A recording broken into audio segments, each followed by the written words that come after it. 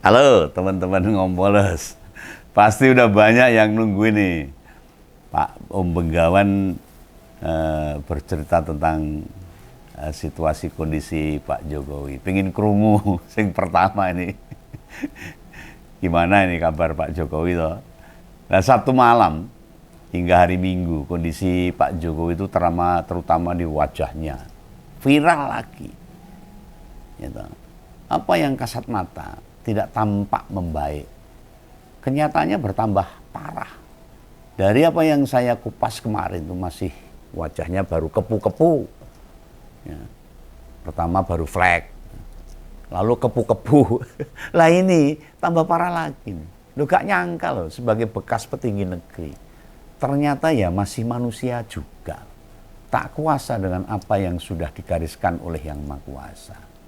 Kalau saya rakyat kecil kena penyakit seperti itu wajar. Karena tidak punya dokter spesialis atau mungkin mahal harganya. Lah ini Pak Jokowi ini kan mantan presiden. Pasti punya tim dokter kepresidenan yang harus merawat. Kenapa sampai sebegitunya? Penyakitnya tidak semakin surut, semakin sembuh, tapi malah bertambah parah. Sudah kepu-kepu, sekarang flek-flek. Ini sebelum tak kupas. Apa yang terjadi pada mantan presiden kita semua itu? Ada dua hal yang pengen tak utarakan dulu. Nah, meski terlambat ini Om Benggawan mengucapkan selamat ulang tahun buat Pak Jokowi yang ke-64 itu kalau salah. Semoga dengan bertambahnya usia makin menepa, makin lereh, saged muhasabah, berkaca dan kembali ke jati diri sebagai seorang Jowo, wong Jowo, Pak. Nah, yang dulu kami kenal semua. Semoga belum terlambat. Lo terus terang saja loh, apa yang Bapak lakukan 3 tahun belakang ini, bikin kami ini seolah bertemu sosok lain. Ya, dari yang 20 tahun kami ketemu pertama kali di tahun 2024 itu. Yang awal-awal 2025 sampai 2021 kami kenal dengan baik. Lah perubahan itu 180 derajat. Kayak awalnya madep ngidul, sekarang madep ngalor. Ya, tadinya mengkurep, sekarang melumah. Ya. Semua terang menjadi gelap semua. Intinya Bapak Jokowi wis individu yang sama sekali berbeda dengan yang kami kenal dulu. Ini pertama.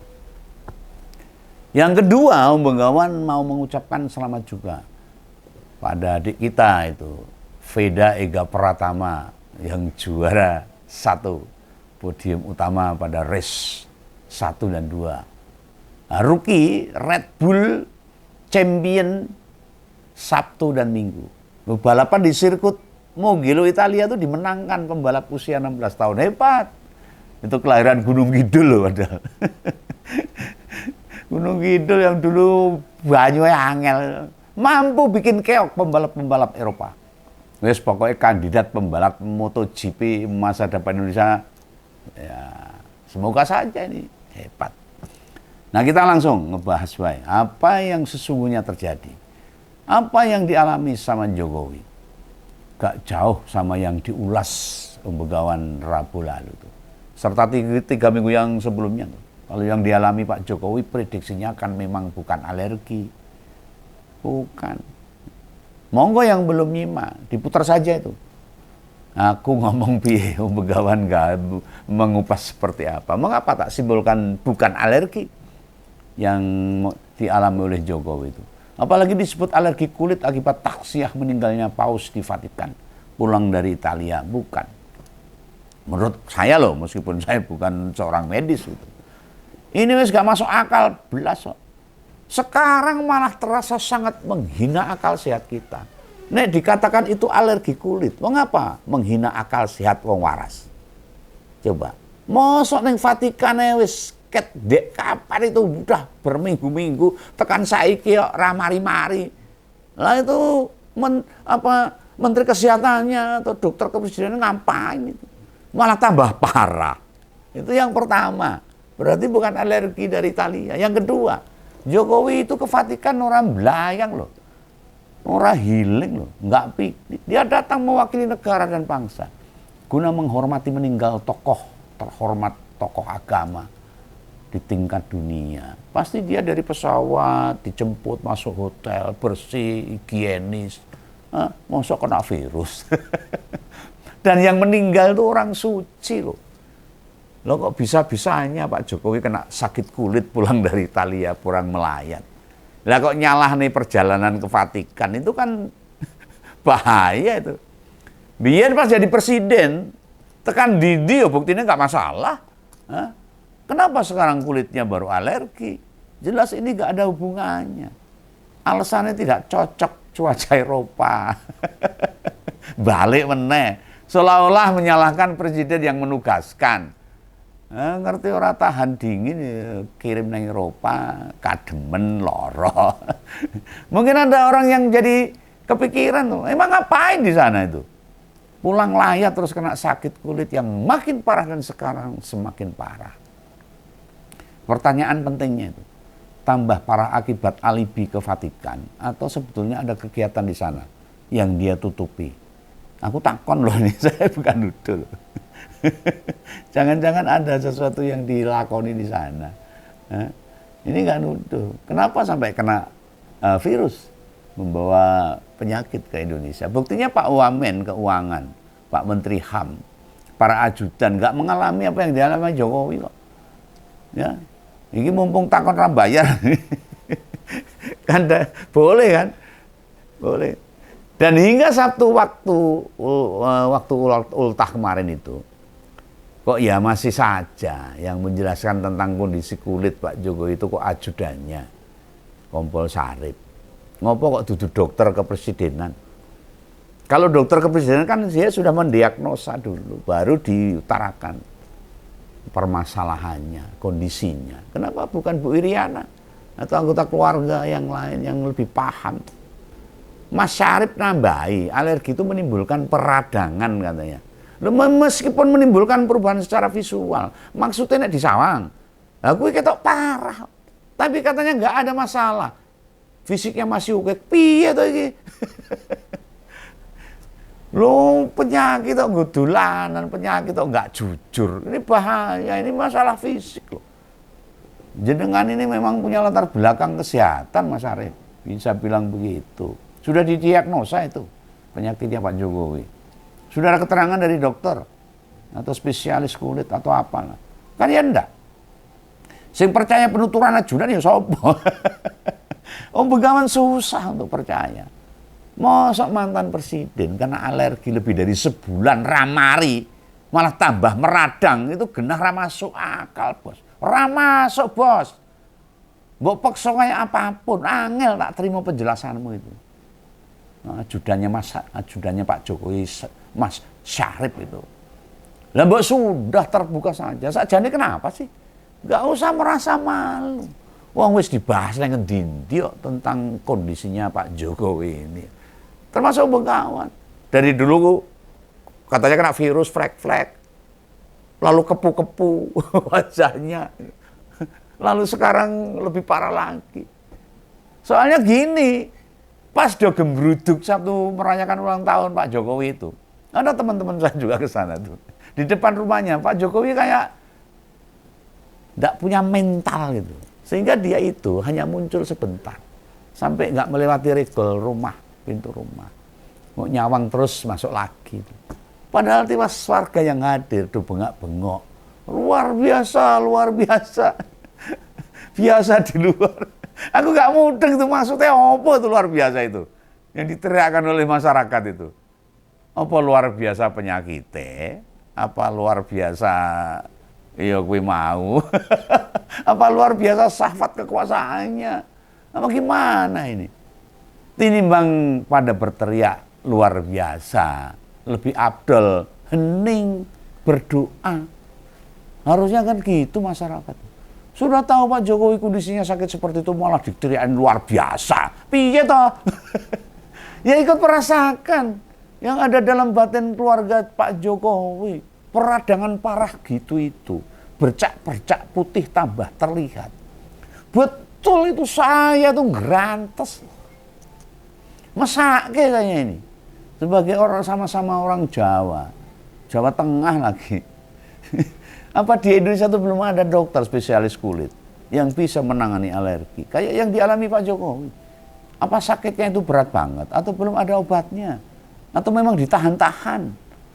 Nah, tapi yang parah ini kalau itu cuma sandiwara itu loh yang bahaya itu. Janganlah, ini penyakit. Jangan dibuat main-main ini. Atau si dokter ahli itu bayarannya larang sampai negara tidak sanggup membiayai pengobatan sakitnya Pak Jokowi. Obatnya harus dicari sampai ke Antartika. Sekalian ngejar para koruptor. Nyarinya mesti bertaruh nyawa gitu. Jadi harus ada tumbal. Apa setidaknya rasional. Dan pas ultah kemarin itu dari banyak pejabat yang dibantu presiden ketujuh ini, Pak mantan ini, hanya ngirim karangan bunga itu, enggak datang sendiri. Ya berupa pohon anggrek yang mahal-mahal itu. Tapi mengapa? Gak kedengeran mereka ngucapin via medsos mereka. Kan mau ngirim karangan bunga, yang tahu ya, yang sempat ke rumah Pak Jokowi di Sumber sana. Warga yang nggak ke sana nggak ngerti bahwa pejabat-pejabat yang pernah diberi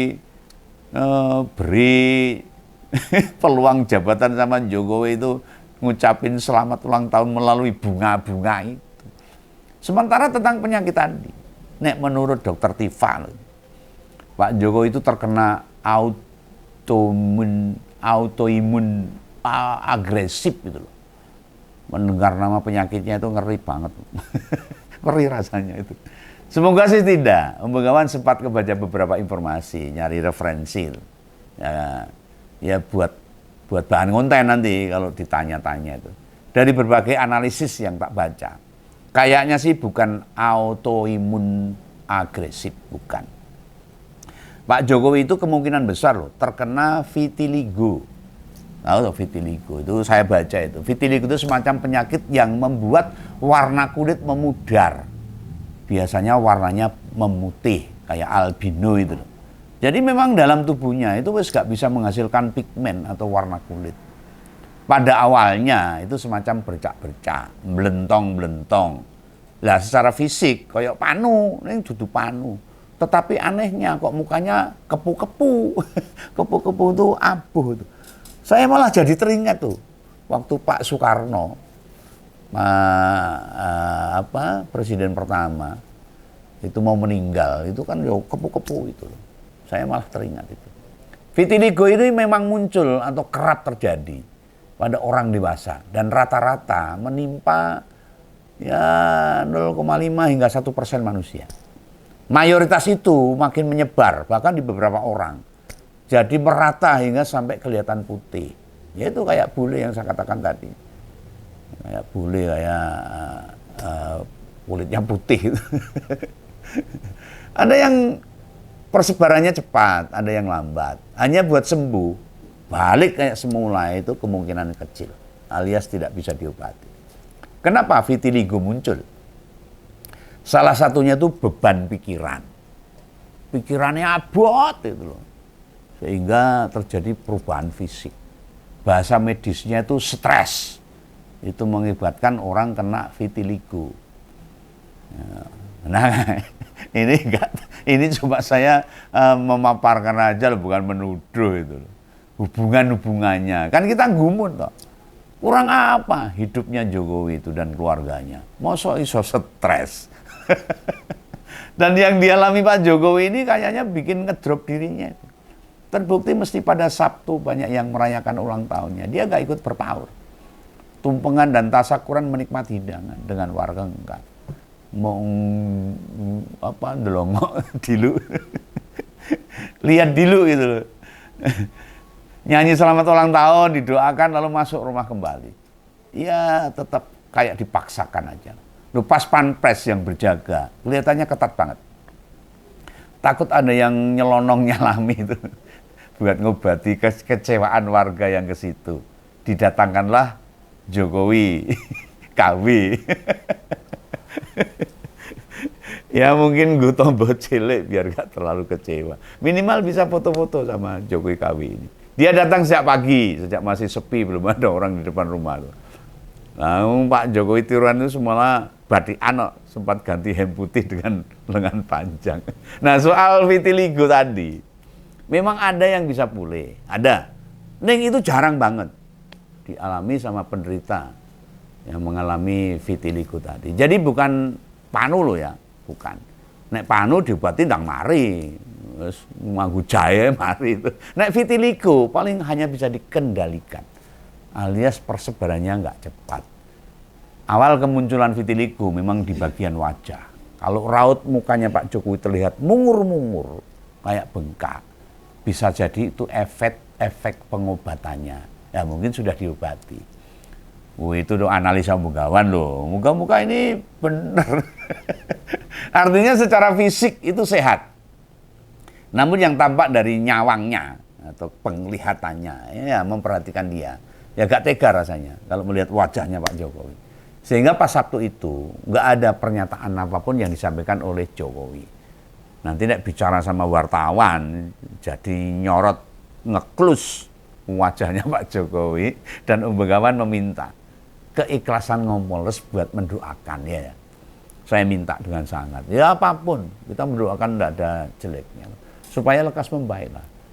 Tolong tidak membenci kepribadiannya yang tidak kita sukai, itu syahwat dan perbuatannya saja. Kebijakan selama 10 tahun jadi presiden yang baik ya kita acungi jempol. Ya 3 tahun sekarang ini ya kita kritik gitu.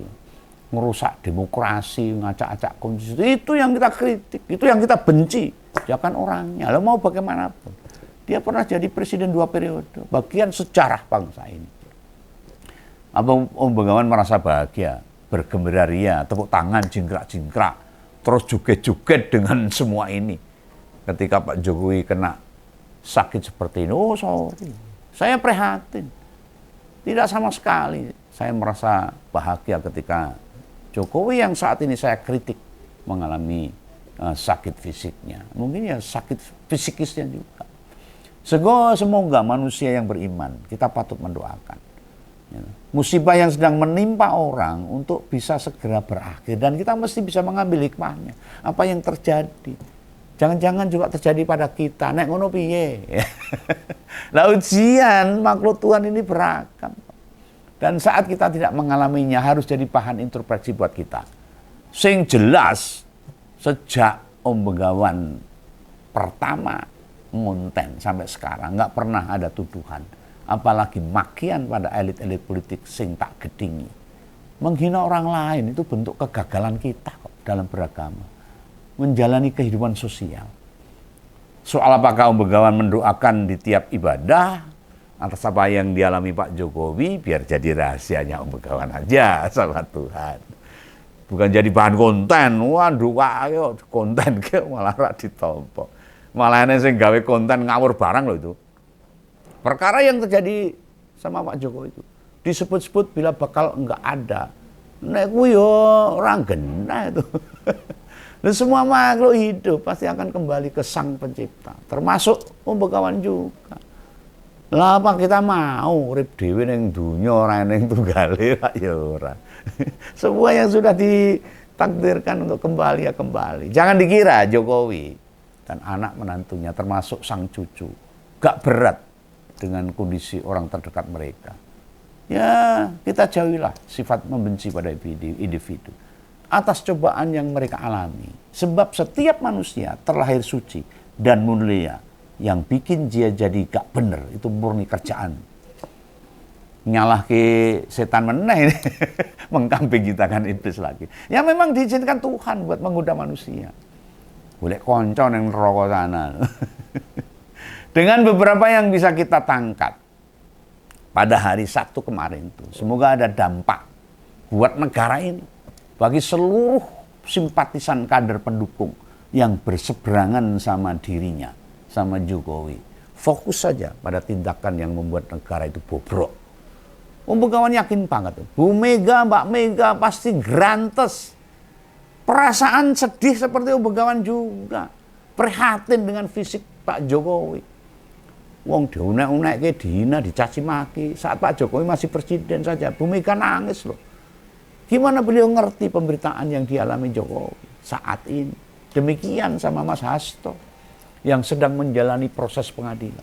Tak jamin ya mendoakan kesembuhan Jokowi loh. Pak Rudi, Pak Brengos di Solo sana, ya teman ngopi, ya pasti mendoakan meskipun jualnya wanyelnya orang umum, manggel itu ketua DPC PDIP Solo itu, tidak jauh berbeda. Mereka bukan politisi nista yang membencinya itu hingga ke ranah personal. Pak Jokowi sebagai pribadi, saat yang bersamaan, maksudnya pas hari Sabtu itu, Kaisang itu memastikan Pak Jokowi batal bertarung kursi Ketua Umum PSI. Itu aja yang saya tangkap. Loh, Kaisang ngomong, masa bapak anak rebutan jabatan kursi Ketua Umum. Ya, sing lolos ke Senayan saja tidak, ya rapatut. Berarti kita tak sampaikan pada ngumpul Sabtu nanti. Itu benar. Nanti tak kupas sendirilah niat nyalonkan Ketua Umum PSI. Itu sekedar guyonan, gimmick, kayang-kayang. Nah, sebagai penutup episode ngompol, tolong tuh. Ini saya pesankan tuh kepada para pemujanya, bahkan para penjilatnya, juga organ-organ relawan. Pada menggelar tuh doa bersama di tempat masing-masing supaya Jokowi segera diberi kesembuhan. Setidaknya meringankan beban. Selain itu, ini cerminan loh buat seluruh rakyat. Mau sehebat apapun bila Tuhan berkehendak, kita nggak bisa apa-apa. Ini jadi introspeksi kehidupan kita. Jadi rasa do kemaki, saya do duit jabatan tuh wong pusat rasa kemaki. Nek diambil, teluk, habis lu. 1 kali 2 meter aja jatahnya. Nggak usah gembede, sombong merendahkan orang lain. Setinggi apapun jabatan dan pangkat kita, ayo mau diwenehi vitiligo wae, wis gak bisa apa-apa. Aku bekas presiden loh, ya, orang yang terhormat 10 tahun, bahkan 20 tahun. Nah, apalagi kita, sing kelasnya mau rakyat jelantah ini, orang apa-apa nih. Maka marilah kita berbuat baik, peduli. Itulah ibadah kita yang sejati, supaya kita dicintai Tuhan. Oke ya, ini pesan umum kawan. Kita doakan bersama-sama. Jangan lupa subscribe. Salam Bengawan, salam ngompol. Dadah.